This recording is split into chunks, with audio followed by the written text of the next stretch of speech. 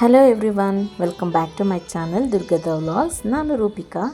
So ನಿಮಗೆ ಮತ್ತೊಮ್ಮೆ ನನ್ನ ಚಾನಲ್ಗೆ ಸ್ವಾಗತ. ಇದು ಒಂದು ಪುಟ್ಟ ವ್ಲಾಗ್ ಆಗಿರುತ್ತೆ. ಸೊ ರಿಗಾರ್ಡಿಂಗ್ ನಮ್ಮ ಊರ ಹಬ್ಬ ಇತ್ತು. ಸೊ ಹಾಗಾಗಿ ಒಂದು ಸಣ್ಣ ವಿಡಿಯೋನ ನಿಮಗೆ ಶೇರ್ ಮಾಡ್ತಾಯಿದ್ದೀನಿ. ಏನಪ್ಪ ಅಂತಂದರೆ ಇವತ್ತು ನಮ್ಮ ಊರಲ್ಲಿ ಹಬ್ಬ ಇದೆ. ಅದು ಏನು ಹಬ್ಬ ಅಂತಂದರೆ ಹೋಳಿಗೆ ಅಮ್ಮ ಹಬ್ಬ ಅಂತೇಳ್ಬಿಟ್ಟು.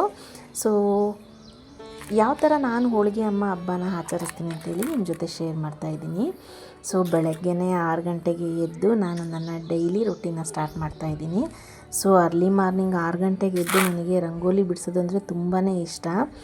ಆ ಬೆಳಗ್ಗಿನ ವಾತಾವರಣವೇ ಒಂಥರ ಮನಸ್ಸಿಗೆ ತುಂಬ ಇಷ್ಟ ಆಗುತ್ತೆ ನನಗೆ. ಸೊ ಹಾಗಾಗಿ ಬೆಳಗ್ಗೆನೇ ಬೇಗ ಮನೆ ಮುಂದೆ ಎಲ್ಲ ಗುಡಿಸಿ ಸಾರಿಸಿ ಒಂದೊಳ್ಳೆ ರಂಗೋಲಿ ಹಾಕೋಣ ಅಂತ ಹೊರಗಡೆ ಬಂದಿದ್ದೀನಿ. ಸೊ ಈ ರಂಗೋಲಿ ಅನ್ನೋದು ನನಗೆ ಎಷ್ಟು ಇಷ್ಟ ಅಂದರೆ ಒಂಥರ ಏನೋ ಮನಸ್ಸಿಗೆ ಮತ್ತು ದೇಹಕ್ಕೆ ಒಂಥರ ಥೆರಪಿ ಥರ ಆಗುತ್ತೆ ಪ್ರತಿ ಸರಿ ನಾನು ರಂಗೋಲಿ ಬಿಡಿಸುವಾಗ. ಸೊ ನನಗೆ ತುಂಬಾ ಇಷ್ಟ ರಂಗೋಲಿ ಬಿಡಿಸೋದು ಅಂದರೆ. ಸೊ ನೀವು ಯಾರೆಲ್ಲ ರಂಗೋಲಿನ ಬಿಡಿಸೋದಕ್ಕೆ ಅಥವಾ ನೋಡೋದಕ್ಕೆ ಇಷ್ಟಪಡ್ತೀರಾ ಅಂತ ಕಮೆಂಟ್ ಮಾಡಿ.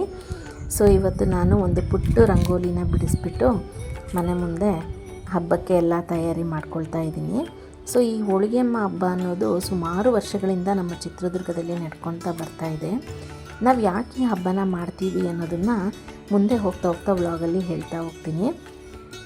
ಸೊ ಈ ಥರ ಒಂದು ಪುಟ್ಟ ರಂಗೋಲಿನ ಹಾಕಿಬಿಟ್ಟು ನಾನು ನನ್ನ ಡೈಲಿ ರೊಟೀನ್ನ ಸ್ಟಾರ್ಟ್ ಮಾಡ್ತೀನಿ. ಇವತ್ತು ತುಂಬ ಕೆಲಸಗಳಿರೋದ್ರಿಂದ ಆದಷ್ಟು ಚಿಕ್ಕ ರಂಗೋಲಿನ ಹಾಕ್ಕೊಂಡಿದ್ದೀನಿ. ಮತ್ತು ಅಲ್ಲಿ ಆ ದಾರಿಯಲ್ಲಿ ನಾವೆಲ್ಲ ಓಡಾಡೋದ್ರಿಂದ ಬೇಗ ರಂಗೋಲಿ ಕೆಟ್ಟೋಗುತ್ತೆ ದೊಡ್ಡದು ಹಾಕಿದ್ರೆ ಅಂತೇಳಿ. ಸೊ ಇಲ್ಲಿ ನಾನು ಮನೆ ಮುಂದೆ ಸ್ವಲ್ಪ ಜಾಗ ಇರೋದ್ರಿಂದ ಸೊ 1 2 3 4 ಪಾಟ್ಗಳನ್ನ ಇಟ್ಕೊಂಡಿದ್ದೀನಿ. ನಾನು ಮಕ್ಕಳನ್ನ ಎಷ್ಟು ಪ್ರೀತಿ ಮಾಡ್ತೀನೋ ಅಷ್ಟೇ ಪ್ರೀತಿ ನಾನು ಗಿಡಗಳಿಗೆ ಮಾಡ್ತೀನಿ. ಜಾಗ ಇಲ್ಲ ಅಂದ್ರೂ ಒಂದು 4 ಪಾಟನ್ನು ಇಟ್ಕೊಂಡು ನನಗಿಷ್ಟ ಇರೋವಂಥ ಗಿಡಗಳನ್ನ ನೆಟ್ಟಿದ್ದೀನಿ. ಪ್ರತಿದಿನ ನನಗೆ ಈ ಗಿಡದಲ್ಲಿ ಬಿಡುವಂಥ ಹೂಗಳು, ಆ ಗಿಡಗಳನ್ನ ನೋಡೋದಕ್ಕೆ ತುಂಬಾ ಖುಷಿಯಾಗುತ್ತೆ. ಸೊ ಹಾಗಾಗಿ ಆ 1 2 ಗ್ಲಿಮ್ಸ್ನ ನಿಮ್ಗೆ ಹಾಕ್ತಾಯಿದ್ದೀನಿ. ಸೊ ಹಬ್ಬ ಅಂದಮೇಲೆ ಸಿಹಿ ಪದಾರ್ಥಗಳನ್ನ ಮಾಡ್ತಾಯಿರ್ತೀವಿ. ಆ ಸಿಹಿ ಪದಾರ್ಥಕ್ಕೆ ಬೇಕಾಗಿರುವಂತಹ ತುಪ್ಪನ ನಾವು ಬಳಸೋದ್ರಿಂದ ನಾನಿಲ್ಲಿ ಬೆಣ್ಣೆನ ಕಾಯಕ್ಕಿಟ್ಟಿದ್ದೀನಿ. ಸೊ ಇವತ್ತು ಹಬ್ಬಕ್ಕೆ ನಾವು ನೈವೇದ್ಯಕ್ಕೆ ಇಡೋದ್ರಿಂದ ನಾನು ಫ್ರೆಶ್ಶಾಗಿ ಬೆಣ್ಣೆನ ತರಿಸ್ಬಿಟ್ಟು ತುಪ್ಪನ ಮಾಡ್ತಾಯಿದ್ದೀನಿ. ಸೊ ಅದೇ ರೀತಿ ನಾನು ಹಿಂದಿನ ದಿನವೇ ಹಬ್ಬಕ್ಕೆಲ್ಲ ತಯಾರಿನ ನಡೆಸ್ತಾ ಇದ್ದೆ. ಯಾಕಪ್ಪ ಅಂತಂದರೆ ತಿರುಗಿ ದಿನ ಒಂದೇ ದಿನ ನಾನೊಬ್ಬಳೇ ಎಲ್ಲ ಕೆಲಸನೂ ಮಾಡ್ಕೊಳ್ಳೋದ್ರಿಂದ ತುಂಬಾ ಟೈಮು ಕಿಲ್ಲಾಗ್ತಾ ಇರುತ್ತೆ. ಸೊ ಹಾಗಾಗಿ ನಾನು ಅವತ್ತು ಹಿಂದಿನ ದಿನವೇ ಎಲ್ಲ ಹಬ್ಬದ ತಯಾರಿಗಳನ್ನ ಮಾಡ್ತಾಯಿರ್ತೀನಿ. ಅವತ್ತು ಹಿಂದಿನ ದಿನವೇ ನಾನು ಹಸ್ಬೆಂಡ್ ಹತ್ರ ಕೆಲವೊಂದು ಪದಾರ್ಥಗಳನ್ನ ತರಿಸ್ಕೊಂಡಿದ್ದೆ ಹಬ್ಬಕ್ಕೆ ಅಂಥೇಳಿ. ಅದರಲ್ಲಿ ಮಸ್ಟ್ ಆ್ಯಂಡ್ ಶುಡ್ಡಾಗಿ ಫ್ರೂಟ್ಸ್ ಇದ್ದೇ ಇರುತ್ತೆ. ಯಾಕೆ ಅಂತಂದರೆ ಹಬ್ಬಗಳಿಗೆ ಹೂ ಮತ್ತು ಹಣ್ಣು ತರಕಾರಿಗಳಿಲ್ಲ ಅಂತಂದರೆ ನಡೆಯೋದಿಲ್ಲ ಅಲ್ವಾ. ಸೊ ಹಾಗಾಗಿ ಹಣ್ಣುಗಳು ಮತ್ತು ಹೋಳಿಗೆಯಮ್ಮ ಹಬ್ಬಕ್ಕೆ ಬೇಕಾಗಿರುವಂತಹ ಬೇಳೆ, ಬೆಲ್ಲ, ಮೈದಾ ನಾನು ತರಿಸ್ಕೊಂಡಿದ್ದೀನಿ. ಮನೆಯಲ್ಲಿದ್ದರೂ ಕೂಡ ನಾನು ಮತ್ತೆ ಹೊಸದಾಗಿ ಅಂಗಡಿಯಿಂದ ತರಿಸ್ಕೊಳ್ತೀನಿ. ಯಾಕೆ ಅಂತಂದರೆ ದೇವರಿಗೆ ತುಂಬ ಮಡಿಯಿಂದ ಹಬ್ಬವನ್ನು ಮಾಡಬೇಕು ಹಾಗಾಗಿ. ಸೊ ಇಲ್ಲಿ ಕಾಫಿ ಟೀಗೆ ಜಾಗರಿ ಪೌಡರ್ ಕೂಡ ಖಾಲಿಯಾಗಿತ್ತು, ತರಿಸ್ಕೊಂಡಿದ್ದೀನಿ. ಸೊ ನೆಕ್ಸ್ಟ್ ಬಂದು ನಾನಿಲ್ಲಿ ಒಂದು 4 ರಿಂದ 5 ಥರಾವರಿ ಹೂಗಳನ್ನ ತೊಗೊಂಡಿದ್ದೀನಿ ಹಬ್ಬಕ್ಕೆ ಅಂತೇಳ್ಬಿಟ್ಟು. ಸೊ ನೀವು ನೋಡ್ತಾ ಇರ್ಬೋದು, ಸೇವಂತಿಗೆ, ಮಲ್ಲಿಗೆ, ಕನಕಾಂಬರ ಮತ್ತು 1 2 ಸ್ಮೆಲ್ ಬರುವಂತಹ ಸುವಾಸನೆ ಇರುವಂಥ ಹೂವುಗಳನ್ನ ನಾನು ತೊಗೊಂಡಿದ್ದೀನಿ. ಸೊ ಅದೆಲ್ಲದನ್ನು ಕೂಡ ನಾನಿಲ್ಲಿ ತಯಾರಿನ ನಡೆಸ್ಕೊಳ್ತಾ ಇದ್ದೆ. ಇದು ತಿರುಗಿ ದಿನ ಬೆಳಗಿನ ಜಾವ ನಾನು ಸ್ನಾನ ಆದಮೇಲೆ ಜೋಡಿಸ್ಕೊಳ್ತಾ ಇರುವಂಥದ್ದು. ಇದೆಲ್ಲದನ್ನು ನಾವು ತಯಾರಿ ಮಾಡ್ಕೊಳ್ಳೋದ್ರಿಂದ ಏನಾಗುತ್ತೆ ಅಂದರೆ ನಮಗೆ ಸಾಕಷ್ಟು ಸಮಯ ಸೇವ್ ಆಗುತ್ತೆ. ಇಲ್ಲ ನಾವೇನು ತಯಾರಿ ಮಾಡ್ಕೊಂಡಿಲ್ಲ ಅಂತಂದರೆ ಅಡುಗೆನೂ ನಾವೇ ಮಾಡಬೇಕು, ಮನೆ ಕೆಲಸನೂ ನಾವೇ ಮಾಡಬೇಕು, ಪೂಜೆನೂ ನಾವೇ ಮಾಡಬೇಕು. ಸೊ ಈ ಥರ ಟೈಮಲ್ಲಿದ್ದಾಗ ಏನಾಗುತ್ತೆ ಅಂದರೆ ಸ್ವಲ್ಪ ನಾವು ಮಹಿಳೆಯರು ಅಲರ್ಟ್ ಆಗಿರಬೇಕಾಗುತ್ತೆ. ತಿರುಗಿ ದಿನಕ್ಕೆ ನಮ್ಗೆ ಏನೇನು ಬೇಕು ಅಂತ ನಾವು ಒಂದು ದಿನ ಮುಂಚೆನೇ ಲಿಸ್ಟ್ ಮಾಡಿ ಇಟ್ಕೊಳ್ಳೋದ್ರಿಂದ ನಮಗೆ ಹಬ್ಬ ತುಂಬ ಈಸಿಯಾಗಿ ಆಗೋಗ್ಬಿಡುತ್ತೆ. ಸೊ ನಾನು ಯಾವುದಾದ್ರೂ ಹಬ್ಬಗಳು ಬಂತು ಅಂದರೆ ನಾನು ಸ್ವಲ್ಪ ಭಾಳ ಇಷ್ಟಪಡ್ತೀನಿ, ಸಂಭ್ರಮಿಸ್ತೀನಿ. ಸೊ ಅದನ್ನೆಲ್ಲದನ್ನು ಕೂಡ ಏನು ಬೇಕು ಅನ್ನೋದನ್ನು ತಯಾರಿ ಮಾಡಿ ಇಟ್ಕೊಳ್ತೀನಿ. ಸೊ ಇಲ್ಲಿ ಅವತ್ತಿನ ದಿನ ಮಕ್ಕಳಿಗೆ ಸ್ಕೂಲ್ ರಜೆ ಇರಲಿಲ್ಲ. ಸೊ ಹಾಗಾಗಿ ಫಸ್ಟು ಮಕ್ಕಳನ್ನ ಸ್ಕೂಲಿಗೆ ಕಳಿಸ್ಬಿಟ್ಟು ಆಮೇಲೆ ನನ್ನ ಹಬ್ಬದ ಕೆಲಸನ ಮಾಡ್ಕೊಳ್ಳೋಣ ಅಂತೇಳ್ಬಿಟ್ಟು. ಸೊ ಇಲ್ಲಿ ಮಕ್ಕಳು ರೆಡಿಯಾಗಿ ವ್ಯಾನಿಗೆ ವೆಯ್ಟ್ ಮಾಡ್ತಾಯಿದ್ದಾರೆ. ಸೊ ಅವ್ರಿಗೂ ಖುಷಿ ಹಬ್ಬ ಅಂತಂದರೆ ಏನೋ ಒಂಥರ. ಸೊ ಇದು ಮಕ್ಕಳನ್ನ ಸ್ಕೂಲಿಗೆ ಕಳಿಸಿದಾದ್ಮೇಲೆ ಬೇಗ ಬೇಗ ಮಡಿಯಿಂದ ಎದ್ದು ಇದನ್ನು ತಯಾರು ಮಾಡ್ತಾಯಿದ್ದೀನಿ. ಸೊ ಹೋಳಿಗೆ ಯಾವ ಥರ ಮಾಡೋದು ಏನು ನಾನು ತೋರಿಸ್ತಾ ಇಲ್ಲ, ಯಾಕಂದರೆ ಎಲ್ಲರ ಮನೆಯಲ್ಲೂ ಕೂಡ ಹೋಳಿಗೆನ ಮಾಡ್ತಾರೆ. ಸೊ ಹಾಗೆ ನಾನು ಕೂಡ ಮಾಡಿದೆ. ಜಸ್ಟ್ ಏನು ಮಾಡಿದ್ದೀನಿ ಅಂತ ತೋರಿಸ್ತಾ ಇದ್ದೀನಿ.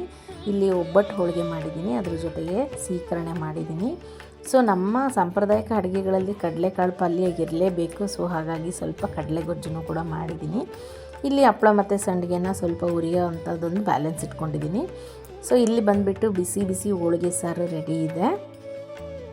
ಸೊ ಈ ಥರ ಇದನ್ನು ಕೂಡ ರೆಡಿಯಾಗಿದೆ.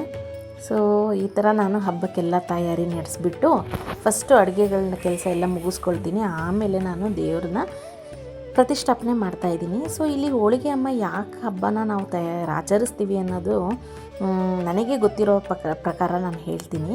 ಸೊ ಏನಪ್ಪ ಅಂತಂದರೆ ಪ್ರತಿ ವರ್ಷ ನಾವು ಇದನ್ನು ಆಷಾಢ ಮಾಸದಲ್ಲಿ ಅಂತಂದರೆ ನಾವು ಶ್ರಾವಣ ಮಾಸಕ್ಕಿಂತ ಮುಂಚೆ ಇನ್ನೇನು ಶ್ರಾವಣ ಬರುತ್ತೆ ಅನ್ನೋ ಟೈಮ್ನಲ್ಲಿ ಲಾಸ್ಟ್ ಆಷಾಢ ವಾರದಲ್ಲಿ ಮಂಗಳವಾರನ ನಾವಿಲ್ಲಿ ಆಚರಣೆ ಮಾಡ್ತೀವಿ. ಸೊ ಇಲ್ಲಿ ನಾವು ಒಂದು ಚಿಕ್ಕ ಪುಟ್ಟದು ಮರ ತೊಗೊಂಡಿದ್ದೀನಿ. ಆ ಮರಕ್ಕೆ ನಾನು ಒಂದು ಪುಟ್ಟದಾಗಿರುವಂತಹ ಒಂದು ಮಣ್ಣಿನ ಪಾಟ್ ತಗೊಂಡಿದ್ದೀನಿ. ಅದಕ್ಕೆ ತುಂಬ ನೀರು ತುಂಬಿಸ್ಬೇಕು. ನೀರು ತುಂಬಿಸ್ಬಿಟ್ಟು ಅದರಲ್ಲಿ ನಾವು ₹1, ₹5 ಈ ಥರ ಕಾಯಿನ ಹಾಕಬೇಕು. ಅದು ಹಾಕಿದ ಮೇಲೆ ಅದಕ್ಕೆ ಶ್ರೇಷ್ಠವಾಗಿರುವಂತಹ ಬೇವಿನ ಸೊಪ್ಪನ್ನು ಒಂದು ಸ್ವಲ್ಪ ಅದಕ್ಕೆ ಇಡ್ತಾಯಿದ್ದೀನಿ. ಈ ಬೇವಿನ ಸೊಪ್ಪು ಯಾವುದರ ಪ್ರತೀಕ ಅಂತಂದರೆ ಅಮ್ಮನವರಿಗೆ, ಯಾವುದೇ ಹೆಣ್ಣು ದೇವತೆಗಳಿಗೆ ಬೇವಿನ ಸೊಪ್ಪನ್ನು ನಾವು ರೆಪ್ರೆಸೆಂಟ್ ಮಾಡ್ತಾ ಇರ್ತೀವಿ. ಸೊ ಹಾಗಾಗಿ ಇಲ್ಲಿ ನಾವು ಅಮ್ಮನ್ನ ಕಳಿಸ್ತಾ ಇರೋದ್ರಿಂದ ನಾವು ಬೇವಿನ ಸೊಪ್ಪನ್ನು ಆ ಬಾಟಿಗೆ ಇಡ್ತಾಯಿದ್ದೀನಿ. ಸೊ ಹಾಗೆಯೇ ಇಲ್ಲಿ ನಾವು ಏನೆಲ್ಲ ಅಡುಗೆಗಳನ್ನ ಮಾಡಿರ್ತೀವಿ ಅದನ್ನು ಪ್ರತಿಯೊಂದನ್ನು ಕೂಡ ನಾವು ದೇವರಿಗೆ ಫಸ್ಟು ನಾವು ನೈವೇದ್ಯಕ್ಕೆ ಇಡಬೇಕಾಗುತ್ತೆ. ಸೊ ಅದಕ್ಕೂ ಮುಂಚೆ ವೀಳ್ಯದೆಲೆ, ಅದಕ್ಕೆ 2 ಬಾಳೆಹಣ್ಣು, ₹1 ದಕ್ಷಿಣೆನ ಇಟ್ಬಿಟ್ಟು ದೇವ್ರ ಮುಂದೆ ಪ್ರತಿಷ್ಠಾಪನೆ ಮಾಡಬೇಕು. ಸೊ ಈ ಥರ ಮಾಡೋದ್ರಿಂದ ಏನಾಗುತ್ತೆ ಅಂದರೆ ನಮಗೆ ಯಾವುದೇ ಸಮಸ್ಯೆಗಳು ಮುಂದೆ ಬರುತ್ತೆ ಅನ್ನೋದಿದ್ದರೆ ತಲೆ ಮೇಲೆ ಬಂದಿದ್ದು ಎಲೆ ಮೇಲೆ ಹೋಗುತ್ತೆ ಅಂತಾರಲ್ಲ, ಹಾಗೆ ನಾವು ಈ ಎಲೆ ಅಡಿಕೆ ದಕ್ಷಿಣ ಇಟ್ಟಷ್ಟು ನಮ್ಗೆ ಆದಷ್ಟು ಬರುವಂತಹ ಆತಂಕಗಳು ಕಡಿಮೆ ಆಗುತ್ತೆ ಅನ್ನೋ ಒಂದು ಪ್ರತೀತಿ. ಸೊ ಇಲ್ಲಿ ನಾನು ಮಾಡಿರುವಂತಹ ಸಿದ್ಧತೆ ಮಾಡಿರುವಂಥ ಅಡುಗೆಗಳನ್ನ ಪ್ರತಿಯೊಂದು ತಂದು ನಾನು ದೇವರ ಮುಂದೆ ಇಡ್ತಾಯಿದ್ದೀನಿ. ಹೋಳಿಗೆ ಪಲ್ಯ ಆಗಿರ್ಬೋದು, ಹೋಳಿಗೆ ಮೇಲೆ ತುಪ್ಪ, ಅದ್ರ ಜೊತೆಗೆ ಅನ್ನ ಆಗಿರ್ಬೋದು, ಸಾಂಬಾರು ಮತ್ತು ಮೊಸರು, ಅನ್ನದ ಮೇಲೆ ಸ್ವಲ್ಪ ಮೊಸರು ಹಾಕಬೇಕಾಗುತ್ತೆ. ಸೊ ಎಲ್ಲರೂ ಕಂಪಲ್ಸರಿ ಈ ಹಬ್ಬನ ಮಾಡೋಕ್ಕಾಗೋದಿಲ್ಲ ಕೆಲವೊಂದು ಟೈಮು, ಯಾಕಂದರೆ ಕೆಲವರು ಕೆಲಸಕ್ಕೆ ಹೋಗೋರು ಇರ್ತಾರೆ, ಕೆಲವರು ಇನ್ನೇನೋ ಕಾರಣಗಳಿಂದ ಹಬ್ಬಗಳನ್ನ ಮಾಡೋದಕ್ಕಾಗ್ತಾ ಇರಲ್ಲ.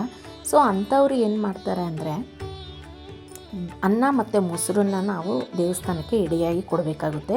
ಇಲ್ಲ ನಮ್ಗೆ ಅದನ್ನು ಮಾಡೋಕ್ಕಾಗ್ತಿಲ್ಲಪ್ಪ ಅನ್ನೋರು ಏನು ಮಾಡಬೇಕಾಗುತ್ತೆ ಅಂದರೆ ಸ್ವಲ್ಪ ಅಕ್ಕಿ ಮತ್ತು ಬೆಲ್ಲನ ಯಾರಾದರೂ ಹೋಳಿಗೆ ಅಮ್ಮ ಹಬ್ಬ ಮಾಡೋ ಅಂಥವ್ರ ಮನೆಗೆ ಮೀಸಲಾಗಿ ಕೊಟ್ಟರೂ ಕೂಡ ನಡೆಯುತ್ತೆ, ಅಥವಾ ದೇವಸ್ಥಾನದಲ್ಲಿ ಹೋಗಿ ಅದನ್ನು ಕೊಟ್ಟರೂ ಕೂಡ ನಡೆಯುತ್ತೆ. ಸೊ ನಮ್ಮ ಮನೆಯಿಂದ ಒಂದು ಏನೋ ಕಾಂಟ್ರಿಬ್ಯೂಷನ್ ಕೊಟ್ಟಂಗಾಗುತ್ತೆ. ಸೊ ಹಾಗಾಗಿ ಈ ಹಬ್ಬನ ಆಚರಿಸ್ತಾರೆ. ಕಂಪಲ್ಸರಿಯಾಗಿ ಈ ಹಬ್ಬನ ಮಕ್ಕಳಿರೋ ಮನೆಗಳಲ್ಲಿ ಮಾಡ್ತಾರೆ. ಯಾಕಪ್ಪ ಅಂತಂದರೆ ಮಕ್ಕಳಿರೋ ಮನೆಗಳಲ್ಲಿ ಕೆಲವೊಂದು ಕಾಯಿಲೆಗಳು ಬೇಗ ಅಟ್ಯಾಕ್ ಆಗ್ತಾ ಇರುತ್ತೆ. ಕಾಲರ ಆಗಿರ್ಬೋದು, ಅಥವಾ ಮಲೇರಿಯಾ ಆಗಿರ್ಬೋದು, ಜಾಂಡೀಸ್ ಆಗಿರ್ಬೋದು, ಈ ಥರ ಕಾಯಿಲೆಗಳು ಈ ಶ್ರಾವಣ ಮಾಸ ಬರೋದಕ್ಕೂ ಮುಂಚೆ ಚಳಿಗಾಲದಲ್ಲಿ ಕೆಲವೊಂದು ವೈರಸ್ಗಳು ಹರಡ್ತಾ ಇರುತ್ತೆ.